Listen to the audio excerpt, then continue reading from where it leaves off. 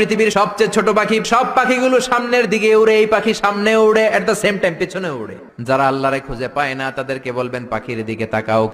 আওয়ালাম ইয়ারাউ ইলাত তায়রি ফাওকাহুম সাফাতিন ওয়া ইয়াকবিদ মা ইউমসিকুহুন্না ইল্লার রহমান ইন্নাহু বিকুল্লি শাইইন বাসীর। নাস্তিকগুলো কি আমার পাখিগুলোর দিকে তাকায় না?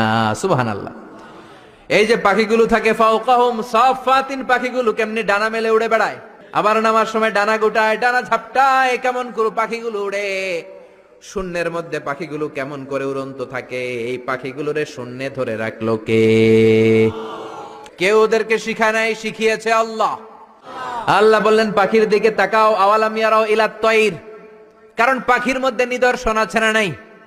পাখি নিয়ে গবেষণা করলে পাখির রব আল্লাহরে খুঁজে পাওয়া যাবে। এজন্য কোরআনের অনেক জায়গায় আল্লাহ পাখির কথা বললেন, ওয়া আরসালা আলাইহিম তায়রান আবাবিল।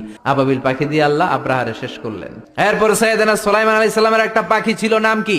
হুদহুদ। ওইটার জুমিং পাওয়ার এত বেশি ছিল পাখিটার চোখে, সাইয়েদনা সুলাইমানের সিংহাসনও চড়তো, পাখিটাও চড়তো। আর কত নিচে সুমিষ্ট পানি আছে, এত উপর থেকে ওটা দেখে দেখে বলে দিতে পারত